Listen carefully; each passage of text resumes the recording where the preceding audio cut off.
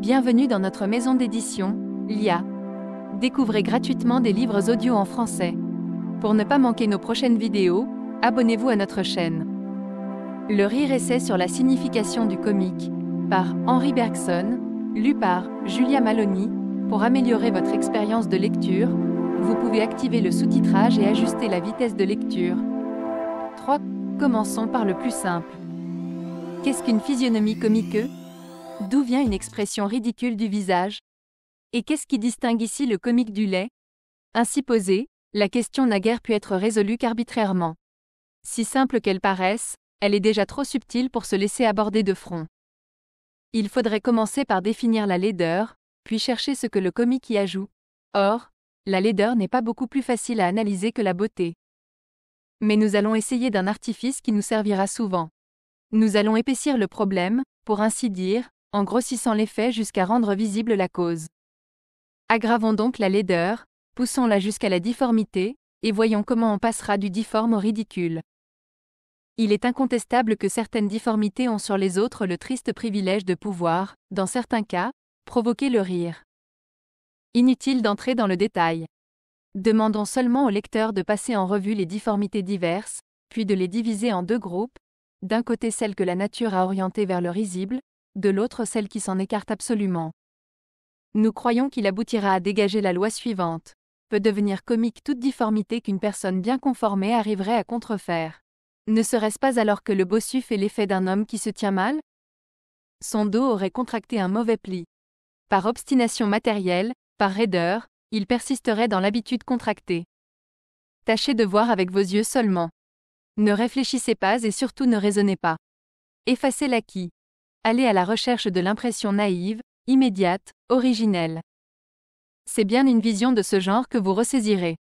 Vous aurez devant vous un homme qui a voulu se raidir dans une certaine attitude, et si l'on pouvait parler ainsi, faire grimacer son corps.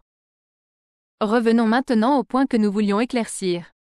En atteignant la difformité risible, nous devrons obtenir la laideur comique. Donc, une expression risible du visage sera celle qui nous fera penser à quelque chose de raidi, de figé, pour ainsi dire, dans la mobilité ordinaire de la physionomie.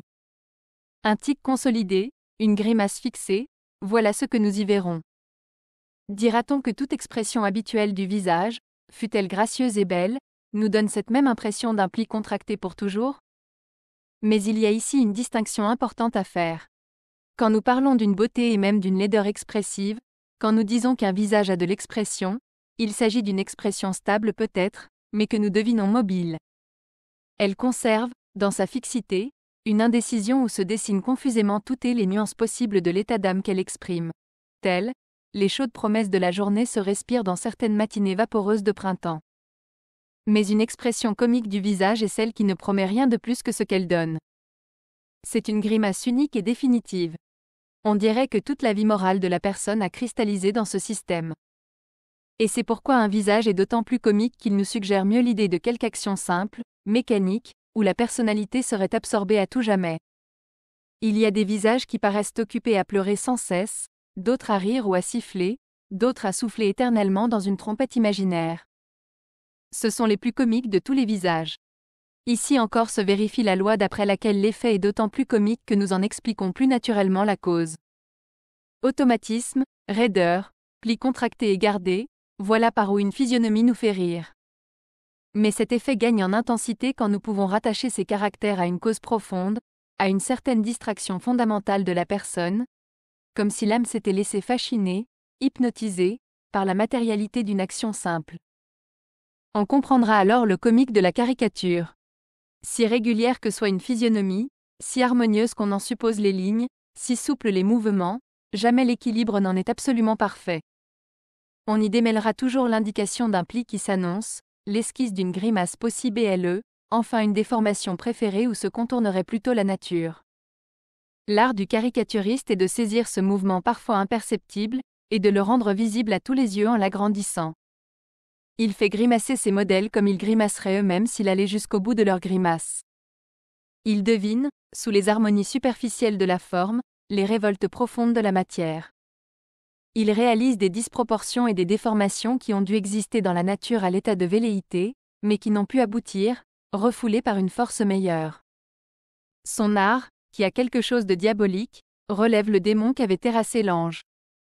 Sans doute c'est un art qui exagère et pourtant on le définit très mal quand on lui assigne pour but une exagération, car il y a des caricatures plus ressemblantes que des portraits, des caricatures où l'exagération est à peine sensible, et inversement on peut exagérer à outrance sans obtenir un véritable effet de caricature.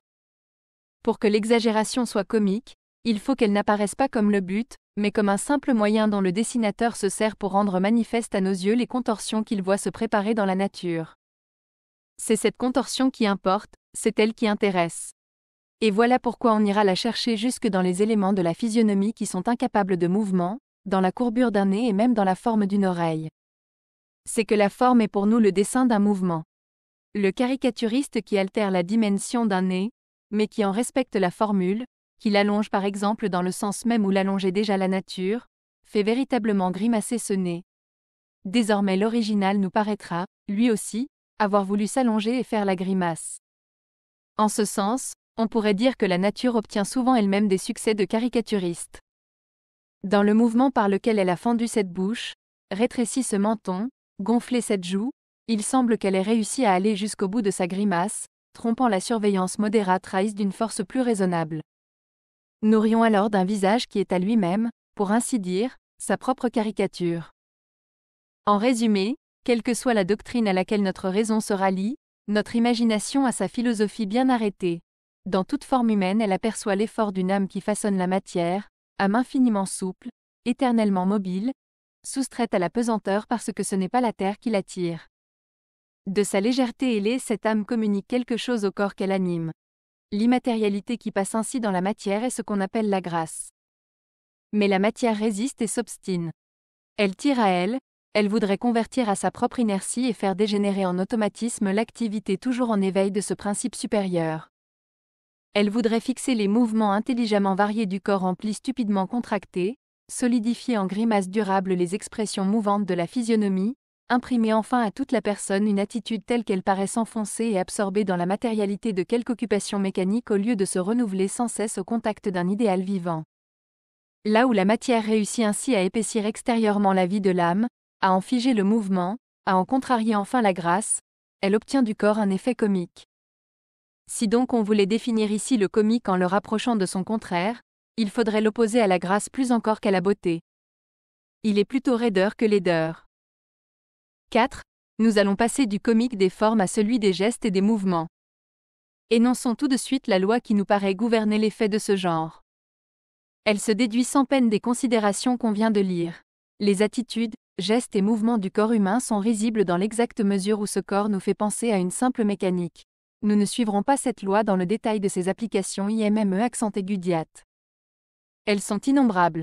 Pour la vérifier directement, il suffirait d'étudier de près l'œuvre des dessinateurs comiques, en écartant le côté caricature, dont nous avons donné une explication spéciale, et en négligeant aussi la part de comique qui n'est pas inhérente au dessin lui-même. Car il ne faudrait pas s'y tromper, le comique du dessin est souvent un comique d'emprunt, dont la littérature fait les principaux frais. Nous voulons dire que le dessinateur peut se doubler d'un auteur satirique, voire d'un vaudevilliste, et qu'on rit bien moins alors des dessins eux-mêmes que de la satire ou de la scène de comédie qu'on y trouve représentée. Mais si l'on s'attache au dessin avec la ferme volonté de ne penser qu'au dessin, on trouvera, croyons-nous, que le dessin est généralement comique en proportion de la netteté, et aussi de la discrétion, avec lesquelles il nous fait voir dans l'homme un pantin articulé. Il faut que cette suggestion soit nette, et que nous apercevions clairement, comme par transparence, un mécanisme démontable à l'intérieur de la personne. Mais il faut aussi que la suggestion soit discrète, et que l'ensemble de la personne, où chaque membre a été raidi en pièces mécaniques, continue à nous donner l'impression d'un être qui vit. L'effet comique est d'autant plus saisissant, l'art du dessinateur est d'autant plus consommé, que ces deux images, celle d'une personne et celle d'une mécanique, sont plus exactement insérées l'une dans l'autre. Et l'originalité d'un dessinateur comique pourrait se définir par le genre particulier de vie qu'il communique à un simple pantin. Mais nous laisserons de côté les applications immédiates du principe et nous n'insisterons ici que sur des conséquences plus lointaines. La vision d'une mécanique qui fonctionnerait à l'intérieur de la personne est chose qui perce à travers une foule d'effets amusants. Mais c'est le plus souvent une vision fuyante, qui se perd tout de suite dans le rire qu'elle provoque. Il faut un effort d'analyse et de réflexion pour la fixer. Voici par exemple, chez un orateur, le geste, qui rivalise avec la parole. Jaloux de la parole, le geste court derrière la pensée et demande, lui aussi, à servir d'interprète. Soit, mais qu'il s'astreigne alors à suivre la pensée dans le détail de ses évolutions. L'idée est chose qui grandit, bourgeonne, fleurit, mûrit, du commencement à la fin du discours. Jamais elle ne s'arrête, jamais elle ne se répète. Il faut qu'elle change à chaque instant, car cesser de changer serait cesser de vivre. Que le geste s'anime donc comme elle. Qu'il accepte la loi fondamentale de la vie, qui est de ne se répéter jamais. Mais voici qu'un certain mouvement du bras ou de la tête, toujours le même, me paraît revenir périodiquement. Si je le remarque, s'il suffit à me distraire, si je l'attends au passage et s'il arrive quand je l'attends, involontairement je rirai. Pourquoi ? Parce que j'ai maintenant devant moi une mécanique qui fonctionne automatiquement. Ce n'est plus de la vie, c'est de l'automatisme installé dans la vie et imitant la vie. C'est du comique. Voilà aussi pourquoi des gestes, dont nous ne songions pas à rire, deviennent risibles quand une nouvelle personne les imite. On a cherché des explications bien compliquées à ce fait très simple. Pour peu qu'on y réfléchisse, on verra que nos états d'âme changent d'instant en instant, et que si nos gestes suivaient fidèlement nos mouvements intérieurs, s'ils vivaient comme nous vivons, ils ne se répéteraient pas, par là, ils défieraient toute imitation. Nous ne commençons donc à devenir imitables que là où nous cessons d'être nous-mêmes. Je veux dire qu'on ne peut imiter de nos gestes que ce qu'ils ont de mécaniquement uniforme et, par là même, d'étranger à notre personnalité vivante. Imiter quelqu'un, c'est dégager la part d'automatisme qu'il a laissé s'introduire dans sa personne.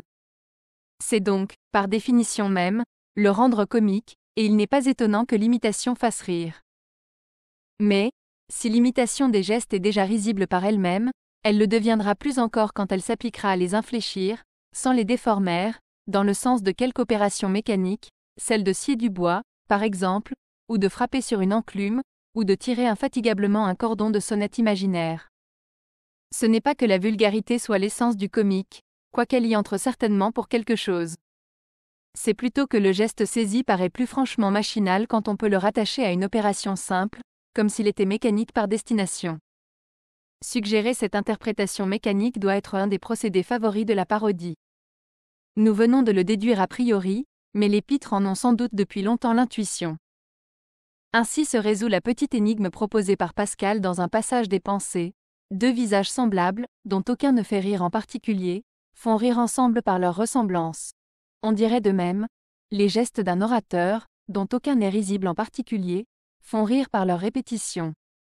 C'est que la vie bien vivante ne devrait pas se répéter. Là où il y a répétition, similitude complète, nous soupçonnons du mécanique fonctionnant derrière le vivant.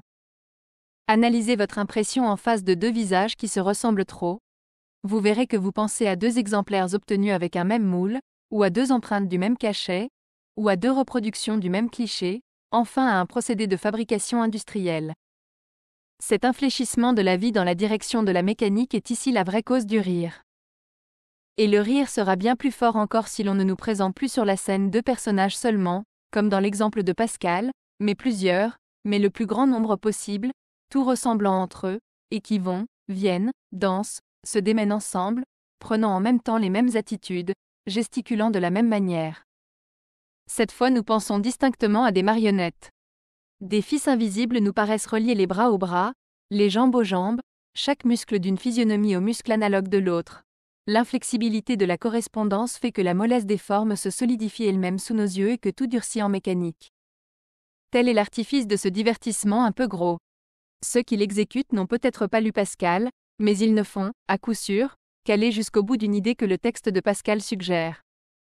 Et si la cause du rire est la vision d'un effet mécanique dans le second cas, elle devait l'être déjà, mais plus subtilement, dans le premier. En continuant maintenant dans cette voie, on aperçoit confusément des conséquences de plus en plus lointaines, de plus en plus importantes aussi, de la loi que nous venons de poser. On pressent des visions plus fuyantes encore d'effets mécaniques, visions suggérées par les actions complexes de l'homme et non plus simplement par ses gestes. On devine que les artifices usuels de la comédie, la répétition périodique d'un mot ou d'une scène, l'interversion symétrique des rôles, le développement géométrique des quiproquos, et beaucoup d'autres jeux encore, pourront dériver leur force comique de la même source, L'art du vaudevilliste étant peut-être de nous présenter une articulation visiblement mécanique d'événements humains tout en leur conservant l'aspect extérieur de la vraisemblance, c'est-à-dire la souplesse apparente de la vie. Mais n'anticipons pas sur des résultats que le progrès de l'analyse devra dégager méthodiquement. Cliquez sur « I » en haut à droite de votre écran pour choisir le livre audio que vous aimeriez découvrir. Si cette vidéo vous a plu, vous pouvez mettre un « j'aime » et la partager à vos amis. Par ailleurs, visitez notre bibliothèque sur audible.fr pour explorer notre vaste sélection de livres audio réalisés par l'IA.